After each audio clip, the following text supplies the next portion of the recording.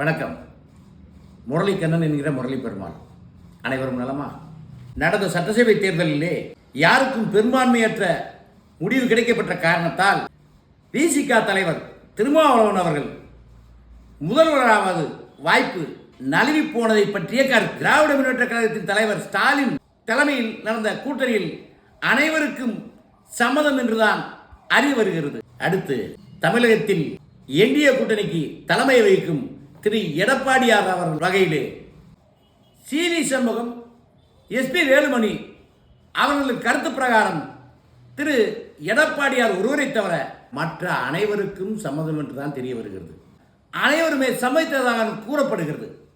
இதுதான் உண்மை. இதை நான் மனப்பூர்வமாக நம்பித்தான் எனது கருத்தை தெரிவிக்கிறேன். அவரது கூட்டணியிலே பாட்டாளி மக்கள் கட்சி வடமாவட்டங்களிலே அது சமூக நீதி கட்சி என்று சொல்லிக் கொண்டாலும் அதுவும் ஒரு குறிப்பிட்ட சமுதாயத்தின் கட்சியாக கருதப்படுவதால் அதை நம்ப வேண்டிய அவசியம் இல்லை.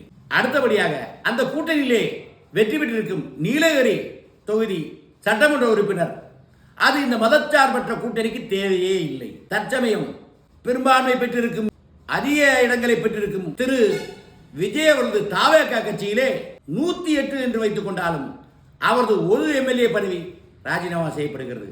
சமீபத்திலே மற்றொரு வேட்பாளர் ஒரு ஓட்டு வித்தியாசத்திலே வெற்றி பெற்றவர் ஓட்டு போட தைரியற்றவராக கூறப்படுகிறது. நீதிமன்றத்தின் மூலமாக அதை கூட்டி கழித்து பார்த்தோமானால் 108 அல்ல 106 தான். இந்த பக்கம் அதிமுக, விடுதலை சிறுத்தைகள் கட்சி, ஐயுஎம்எல், இடது கம்யூனிஸ்ட், வலது கம்யூனிஸ்ட், அதிமுகவிலே எடப்பாடியார் ஒருவர் மட்டும் சம்மதித்து அந்த கட்சியில் இருக்கும் இந்த பாமக நீங்களாக மற்ற இரு கட்சியில் இருக்கும் கூட்டணி அனைத்தையும் கூட்டி பார்த்தால் கணக்கு சரியாகத்தான் வருகிறது. கடந்த வாரத்திலே இந்த பேச்சு நடந்ததிலே சாத்தியக்கூறுகள் இருப்பதாகத்தான் தெரிகிறது. ஆனால் எடப்பாடியார் ஒருவரால் தான் இந்த பேச்சுவார்த்தை தடைபட்டதாக அவரது கட்சிக்காரர்களாக கூறப்படுகிறது. அது மட்டும் நடந்தால் தமிழக அரசியல் வரலாற்றிலேயே வடக்கே உத்தரப்பிரதேச மாயாவதிக்கு அடுத்து தென்னிந்தியாவிலேயே முதல் ஒரு தலித்து தலைவர் தமிழக முதல்வராக ஆகியிருப்பார். அந்த வாய்ப்பு நழுவி போய்விட்டது.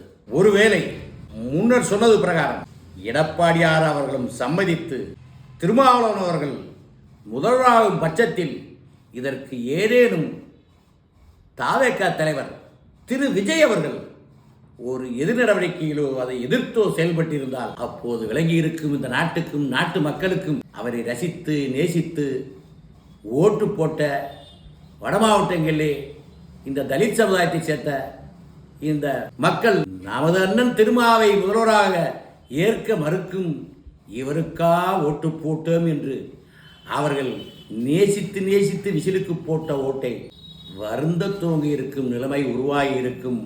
அந்த முன்னெடுப்பை செய்திருந்தால் இவர் எடப்பாடியார் மட்டும் தடுக்காமல் இருந்திருந்தால் அவர் உள்மனமும் தெரிந்திருக்கும். திரு மாண்புமிகு முதல்வரது உள்ளக்கிடக்கையிலே என்ன என்பது என்றும் தெரிந்திருக்கும். அதுவும் நடக்கவில்லை. எடப்பாடியார் உள்ளக்கிடக்கையிலே இருப்பது தெரிந்துவிட்டது. அப்படித்தான் செய்தி நிறுவனங்கள் அனைத்தும் பரப்புகின்றன. இந்த சூழ்நிலையிலே மதிப்பிற்குரிய திருமாவளவன் அவரது கருத்தை கூறுகிறார்.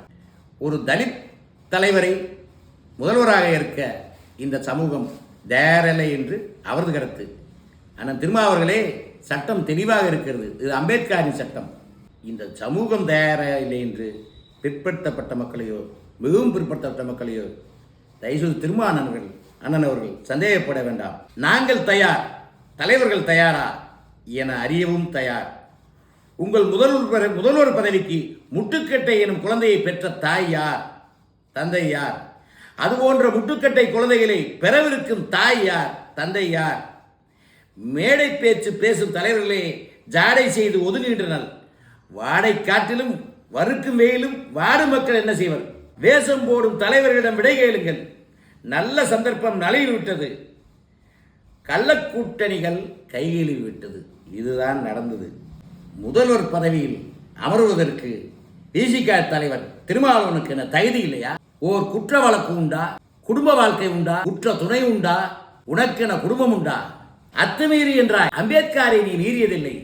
அடங்கமறி என்றாய். அடக்கமாய்த்தான் இருக்கிறாய். திமிரி எலி என்றாய். திமிரின்றி நிமிர்கிறாய். திருப்பி அடி என்றாய். உன் கருப்பு கையிலே வெள்ளை கொடி அல்லவா ஏந்துகிறாய். நீ எப்படி திருப்பி அடிப்பாய்?